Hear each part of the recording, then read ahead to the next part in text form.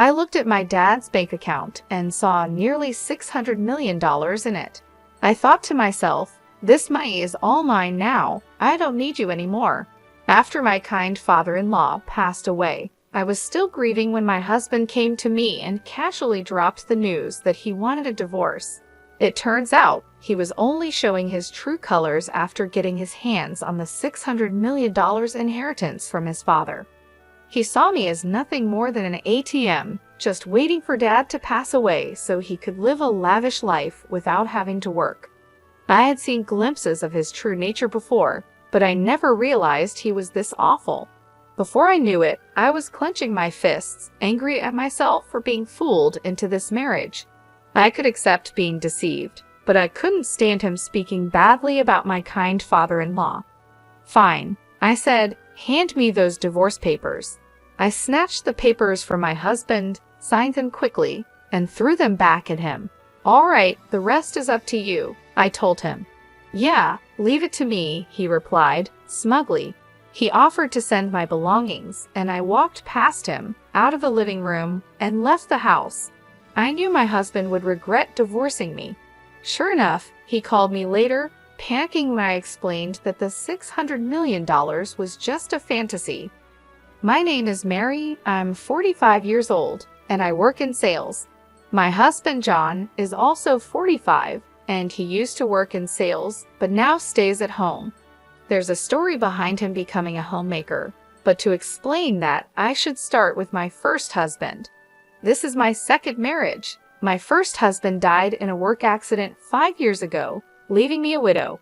Between life insurance and severance pay, I received about $600,000. Since my first marriage happened later in my 33s, we didn't have any children. I inherited the money along with my ex-in-laws, but they told me, we're almost 82 years old and don't have much time left, so we don't need it. I couldn't accept that and decided to give the money to my ex-brother-in-law and his wife, who were living with my ex-in-laws. However, they also said, we don't need much since it was my brother's money. You should use it, so they only took a small portion of the money. In the end, after paying a significant amount in inheritance taxes, most of the money ended up with me. Combined with our savings and the fact that I had a job, I became fairly well off by the age of 41.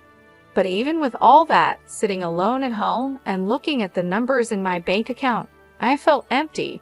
When I came home from work, no one was there, and no one ever would be. The bed beside me stayed perfectly made, just as it was before I went to sleep. The worst part was when I accidentally made breakfast for two. As I took a bite of the second piece of toast, I thought, this must be what it feels like to have a hole in your heart. I really wanted to take some time off, but I had to keep working, so I went back to my job with this emptiness inside me, constantly feeling a sense of void. I desperately wanted someone, anyone, to listen to me, and that someone turned out to be my current husband. When I told him about my husband passing away and how I had to take some time off because of it, he said, I'm sorry for any inconvenience. I quickly replied, No, it was no inconvenience at all. Besides, your husband was a lucky man to have someone who cared for him so much. I'm sure he was very happy. He then shared a bit about himself, saying, as for me, I'm terrible at relationships. Even when I do date someone, I get dumped quickly. I know it's because of my careless personality, but it seems hard to change who you are. My husband and I were business acquaintances before we got to know each other better. I knew he was a cheerful person, so when I visited his company, I ended up telling him everything. Normally, anyone would find such a dark and heavy story off-putting, but he listened quietly and then cheered me up with some light-hearted jokes.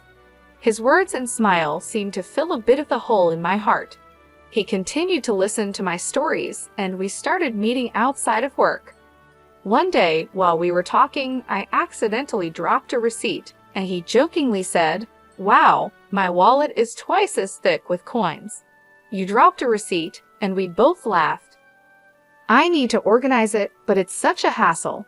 When he tried to pay at a store, receipts started falling out as he pulled out some cash. I picked up the receipts and handed them back to him, and he stuffed them back into his wallet, complaining about the coins. It seemed like the receipts were also making his wallet bulky. "You're like a kid, John," I teased. "What? I'm 45, you know," he replied. Just as he said, he was a bit careless, but watching him, I felt the hole in my heart slowly start to close. We kept meeting privately, and a year later, he told me he had feelings for me.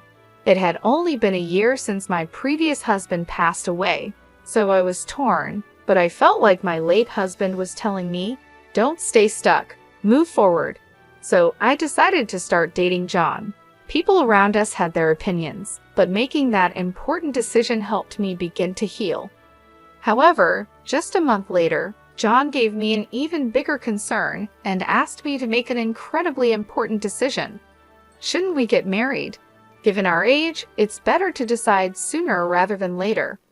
This time, I couldn't hear my late husband's voice guiding me.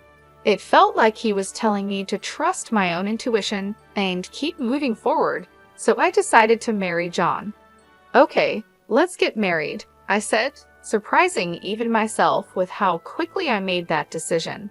It was likely John's personality rubbing off on me. I started to think that a bit of carelessness wasn't so bad if it made me more positive. At the same time, I learned from John that too much carelessness could be problematic. "Wait, live with your dad?" I asked. "Yeah, just recently, he got sick and needs help with daily living. He kept working past 73, thinking he was still young, and now this happened." "What about your mom? Is she helping him?" "Huh, didn't I mention it? My mom's not around. My parents divorced when I was young, and I haven't seen her since. This is the first I'm hearing of it. Sorry, don't be mad, but it's a heavy topic to bring up when we weren't sure about getting married yet, right? I figured I'd tell you later. Even if you put off talking about living together, you could have told me about your parents. I would have known that living together might be an option." "Well, let's not sweat the small stuff. Just meet my dad and then decide if you're okay with living together. And if I say I can't live with him, we'll figure it out then," John said with a smile, but I couldn't smile back. "I'm not planning to say I don't want to marry you just because I don't want to live together. I just wish he had told me the important things earlier. I thought being careless wasn't so bad, but now I see it's not a good thing after all." In the end, I agreed to meet his father, as John suggested. Then I began to understand what he meant by small stuff. "Your house is pretty big," I said. "Just a bit. It's just me and Dad, so we have some extra rooms. If you move in, you can use any of the spare rooms," John replied. I was about to meet his dad for the first time, so I was a little nervous. Ignoring my feelings, John opened the gate and walked towards the front door. His house was 3 stories high, slightly bigger than the neighboring houses. Living there with just the 2 of them seemed quite luxurious. That's what I thought, but John seemed dissatisfied. "Dad's so stingy. He should have built a bigger house," he muttered to himself. But I was too nervous about meeting his dad to confirm what he said. "Dad, I brought her. This is Mary," John said. "Nice to meet you," I said. "Sorry to greet you from bed. It's been hard to move lately," his dad replied. "Please don't strain yourself," I said. John's father propped himself up with John's help. He wasn't bedridden, and it seemed he could get up and walk slowly with a bit of help, so he could manage with some assistance. Despite his physical issues, his father seemed sharper than I expected. "So, Mary, you're in sales for office equipment. With the move to paperless offices, selling the hardware must be getting tougher, right?" his dad asked. "Yes, industry-wide, equipment sales have been declining for about 11 years, so everyone is focusing on new services or business expansion," I replied. "Considering that the domestic market for the equipment is almost saturated, you need to look at countries where there's still demand for new services. IT integration might be the way to go. I think there's something called MPS, right?" he said. I completely forgot I was talking to my future father-in-law. The conversation flowed so naturally into work talk that I switched to work mode. His father didn't push too hard on the marriage topic either. He was probably being considerate of my feelings. After just a few minutes of talking, I found myself respecting him. I started to understand why John called living together small stuff. He probably knew I wouldn't oppose living with his dad. About 30 minutes into our conversation, his father said, "My back's starting to hurt. Sorry to cut this short, Mary, but I need to rest. Please take care of John. He's quite a chatterbox." "Sure, I will," I replied. Is sure the right response. His father seemed to cut the conversation short to avoid burdening me. I wanted to talk more, but I didn't want to tire him out. Feeling a bit disappointed, I left with John. On the way back, John told me more about his dad. "Dad's a serial entrepreneur," John said. "A serial what?" I asked. "A serial entrepreneur. He starts companies, grows them, then sells them. He's done it multiple times," John explained. "You can just buy and sell companies like that?" I was surprised. "Well, yeah. Selling one company involves millions of dollars. Starting and growing a company also needs a lot of money, so the sale isn't all profit. But still, Dad's pretty well off. He just doesn't like to spend. He could build a mansion that would make jaws drop, but he doesn't," John said. "Don't you know much about his work?" I asked. "He doesn't talk much about work or money. He never hired me for his companies or taught me how to make money. Living at home is the only way he spoils me. If he's got so much money, he could spoil me a little more, don't you think?" John replied. "Your dad probably has his reasons," I said. It seemed his father was quite an impressive person. It made sense that John might feel overshadowed by him. Given how incredible his father is, John probably got compared to him a lot, so it's understandable that he'd have some complaints. "By the way, why did your mom leave? Your dad seems so kind. It's hard to imagine their marriage not working out," I asked. "Mom spent a lot and wanted an easy life. After the divorce, people only came after Dad's money, so he decided never to marry again. He focused on work instead. With that much money, he could have spent a bit, don't you think?" John answered. "I don't believe in spending money just because you have it," I said. From what John told me, it seemed his mom relied on his father's money, so I couldn't agree with John on this point. But I think his words came from feeling inadequate compared to his father. Later, I talked with John about living with his father. His father currently relies on John for help and also gets assistance from a home helper when John is at work. I thought my husband and I would continue working while getting help from a home assistant to take care of my father-in-law. However, John surprised me with a different idea. "I want to quit my job and take care of Dad," John said. "What? Quit your job?" I was shocked. "Dad's such an incredible person, right? I feel like I haven't done anything for him all this time, so from now on, I want to support him without relying on a caregiver. I'll be like a homemaker," John explained. "I'll take care of the house too," John said. "Are you sure you won't regret quitting your job?" I asked. "I'd regret not doing anything for Dad more. I can go back to work after he's gone," he replied with a small smile. "That joke isn't funny," I said, feeling worried. I thought my husband might resent his father, but it turned out that wasn't the case. Despite everything, he really cared for his dad. "If you're going to be a homemaker, you better handle the housework properly," I warned. "Leave it to me," John said, puffing out his chest confidently. Since my father-in-law would cover his own expenses and my income would be enough for the two of us, I decided to leave the housework to my husband. When we got married and started living together, everything went as planned. I worked and John took care of the house.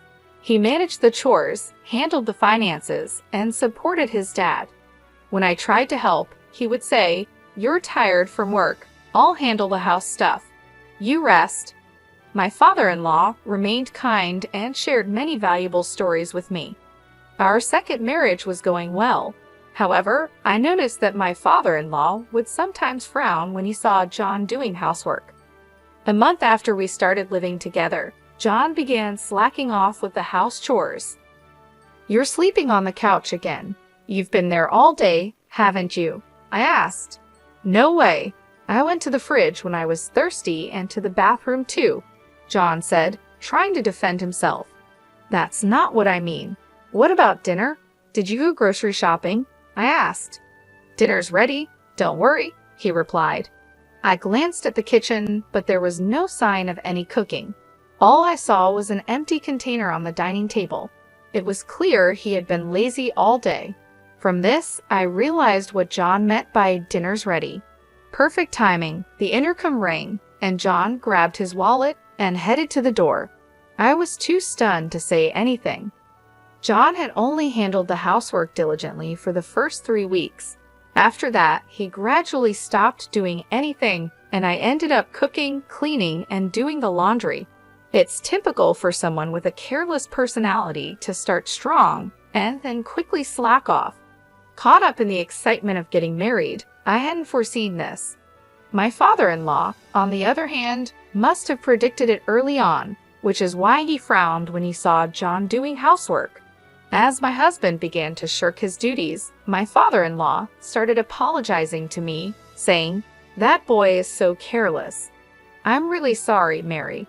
I hoped he'd become more responsible after getting married, but it seems he's just causing you trouble. If he becomes a burden, feel free to kick him out." "I wouldn't do that. Really, it's okay. I'm sorry.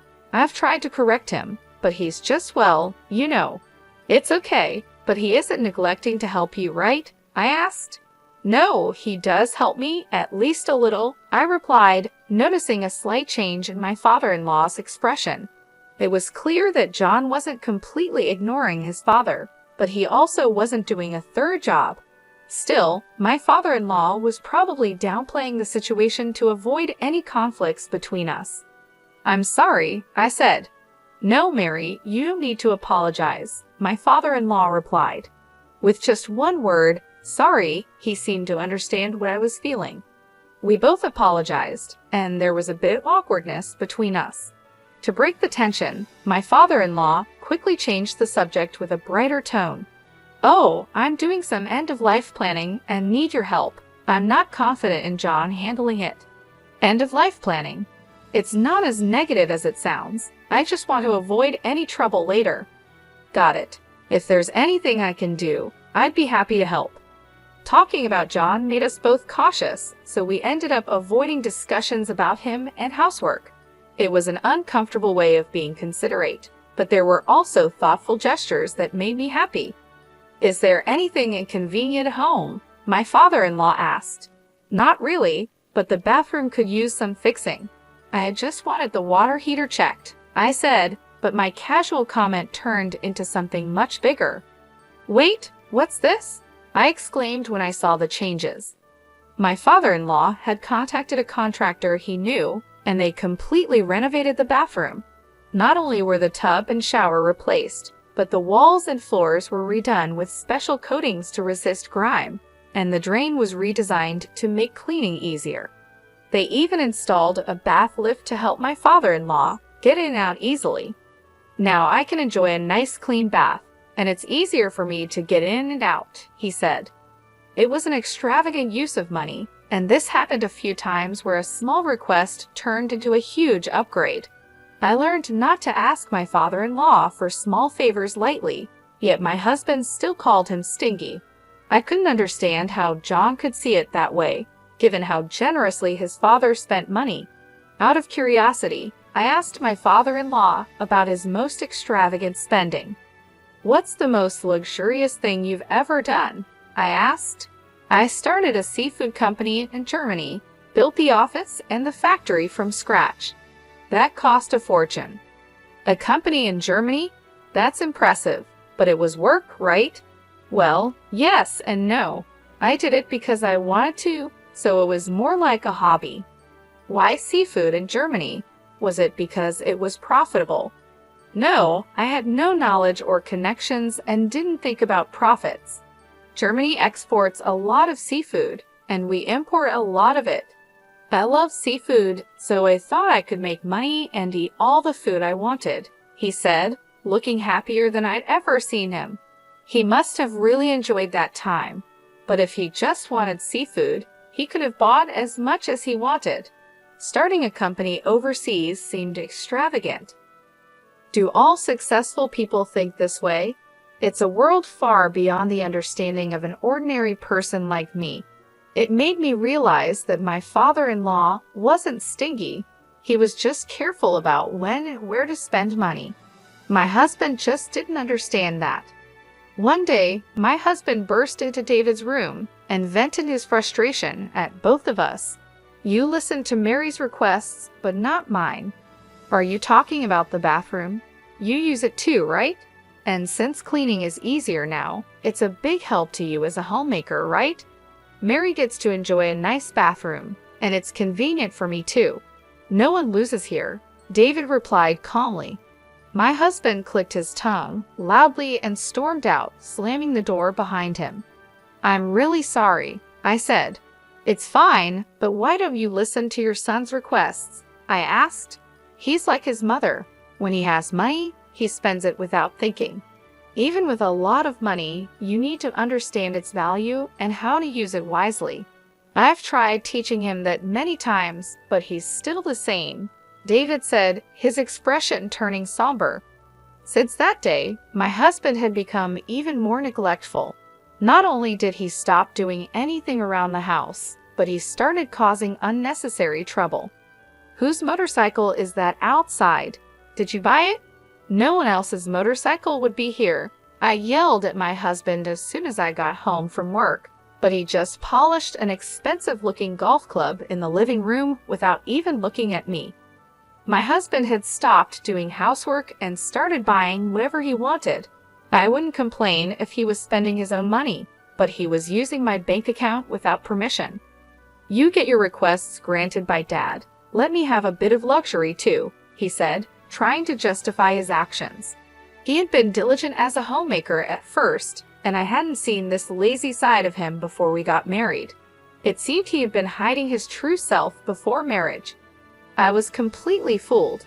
When we got married, I told my husband, if my salary isn't enough for our living expenses, feel free to use the money in my account. I took back my bank book so he couldn't use the money without my permission. When I checked it, I saw he had spent around $50,000 in just 3 weeks. It was an expensive lesson that I couldn't trust him. Naturally, I thought about divorcing him, but I didn't want to leave my father-in-law in his care, so I erased divorce from my list of options. My husband seemed to sense that I wouldn't divorce him and became even more arrogant. Hey, can't you come home earlier? I've been waiting for dinner all this time, he complained, treating the living room sofa like his personal nest and hardly moving from there. Of course, he did no housework at all. What does being a homemaker mean? I was starting to lose my understanding of it. He had said he didn't want to rely on a home assistant and wanted to be a good son, but he ended up hiring a caregiver again. Honestly, this made me feel better knowing my father-in-law wasn't left to my lazy husband. I decided to avoid my husband as much as possible, thinking, let sleeping dogs lie. With this mindset, the year flew by quickly. Then a significant event happened for both me and my husband. Thank you for everything. My father-in-law passed away just before turning 81. The time I spent with him was short but incredibly meaningful to me. It felt like we had spent 11 years together. Even after the funeral, I couldn't pull myself together and felt a deep void in my heart. As I sat in the living room, lost in emptiness, my husband walked in with a cheerful expression. Hey, let's get divorced. What? That single word snapped me out of my daze. He was waving the divorce papers in my face. It wasn't a misunderstanding or a joke. I found Dad's bank account. Guess how much is in it? Nearly $600 million, so this money is all mine. You're no longer needed, ATM. When Dad collapsed a year ago, I didn't want to deal with taking care of him, so I looked for a wife. I figured you'd be an easy catch since you were grieving the loss of your previous husband. I see, so that's why you were in such a hurry to get married. That's part of it, but then I changed my strategy. You inherited money from your late husband, right? You never talked about it, but I figured his retirement and insurance would be substantial. I took care of Dad while you acted as the ATM until he passed away. It was easier than working. Now that Dad's gone, I'm set for a lavish life with his inheritance. Do you think you can get away with this? I asked, feeling the anger rising. Of course, I'm his son, so it's only natural I inherit his wealth. He worked until he collapsed, and I thought he'd live until 87, but he died sooner than expected, so I'm lucky, he replied smugly. I realized I was clenching my fists. It was my fault for being tricked into marrying him, and I could accept that. But I couldn't forgive him for speaking so badly about my kind father-in-law. I was ready to punch him, not caring about the trouble it might cause later. But then I felt like I heard my father-in-law's voice saying, "Stay calm." Right? There was no need to do anything rash. Are you sure about this? All right, give me the divorce papers, I said. I snatched the papers from my husband, signed them on the spot, and handed them back. Thanks for making this easy. I'll file these tomorrow. You can take all our savings. I've got $600 million, so take as much of that petty cash as you want, he said, clearly gloating. Okay then. Yeah, leave it to me. I'll file the papers and send you your stuff if you want, I replied, walking past him and out of the house. As I left, my anger started to fade, and I felt a wave of laughter rising. My husband would soon regret divorcing me. That $600 million was just a pipe dream. A few days later, while staying at a hotel and looking for a new place to live, my ex-husband called. Hey, what the hell did you do? He yelled. I instinctively pulled the phone away from my ear as he started shouting. He seemed confused, so I needed to explain what was happening. I can guess what happened, but why don't you tell me? I asked calmly.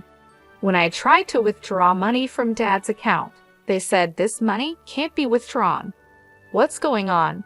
There should be $600 million in there, he said, his voice full of frustration.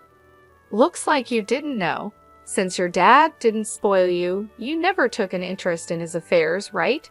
And he never discussed his work with you, I explained. Stop with the riddles. There's money, right? He demanded. Yes, there's $600 million, but it's collateral, so you can't touch it, I replied. Collateral? He asked, his voice shaking. That's right. The money is in the account, but it's untouchable, like a pie in the sky. Also, that money is about to be used to pay off debts, so it'll be gone soon, I explained. You're kidding. There's $600 million, and I can't use any of it. His voice grew quieter as he started to panic. I knew about the $600 million being collateral because I helped with my father-in-law's end-of-life planning. He had asked me to handle things if anything happened to them. Since he passed away, I was going to use the $600 million to settle his debts. But since my ex suddenly demanded a divorce, I left the paperwork to him, telling him to take care of the rest. What did Dad do with the $600 million? My ex asked. He used it for something he loved, I replied. What does that mean? He asked, confused. At over 72, Dad decided his next job would be his last and used his savings for something he enjoyed, that seafood processing and distribution company in Germany he always talked about.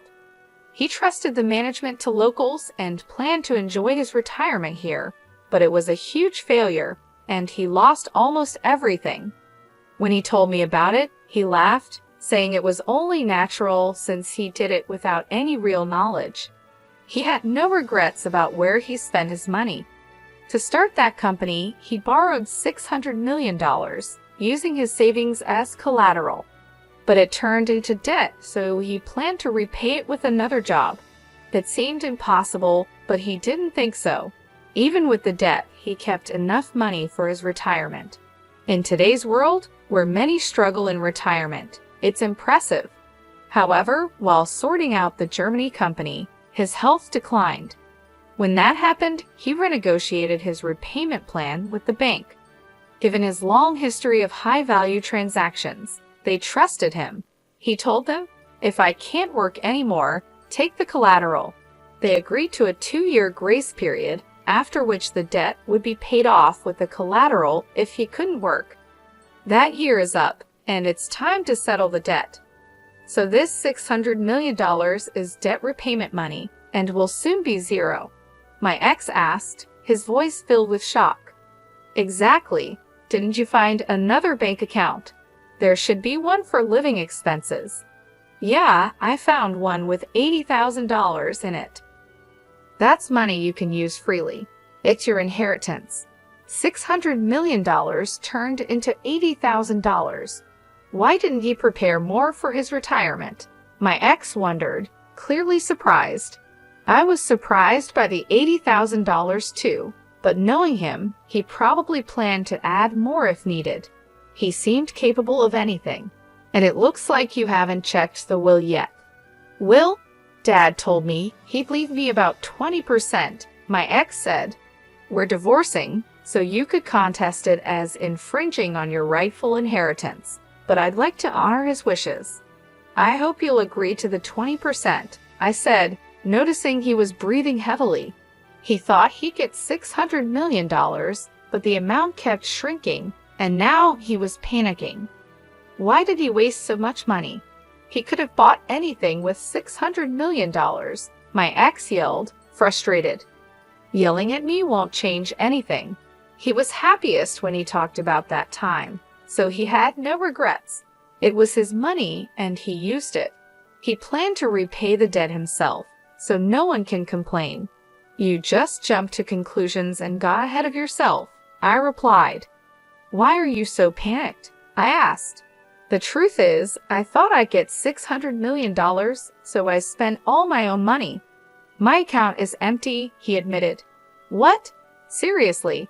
I was shocked. My ex-husband had been spending money he didn't even have yet. Now that we were divorced, he couldn't rely on my savings anymore, and he was currently unemployed. I finally understood why he was so panicked. Still, you have a roof over your head and a house, so you can rebuild your life, right? I suggested. I'm almost 54, unemployed, and have only a little savings. What's going to happen to me? Please help me, he pleaded. Me? You have savings and a job, don't you? Why should I help an ex-husband? You're suffering the consequences of your own actions, I said firmly. Please, let's pretend the divorce never happened, he begged, but I ignored his pleas and hung up the phone. Having a careless personality is definitely not a good thing. With that thought, I went back to looking at property listings. Surprisingly, my ex-husband did follow through with the will and gave me $40,000 from my father-in-law's inheritance. That made up for the money he had taken from me. He probably thought it was too much trouble to fuss over $40,000 after dealing with the $600 million situation. He also apparently started working in sales again, but he didn't seem to be taking it seriously. The shock of not getting the $600 million affected his motivation, leading to frequent mistakes. After a month of struggling under the scolding of younger supervisors, he saw his paycheck and lost motivation, comparing it to the $600 million he missed out on. He quit after just a month and is now a part-time worker, barely making enough to get by. But with that, his savings of $600,000 won't increase. In fact, it'll probably decrease. I wonder if he's thinking about his retirement? Well, whatever trouble he gets into now is not my concern. There's no ATM for him anymore. He'll have to work hard. I rented a small condo and started living on my own. I put the $40,000 from my father-in-law into my bank account. I consider it a kind of talisman, so I don't plan on spending it. Seeing it in the account feels like I'm carrying a bit of my father-in-law's work spirit with me, which motivates me. Today, I'll draw strength from him and do my best at work.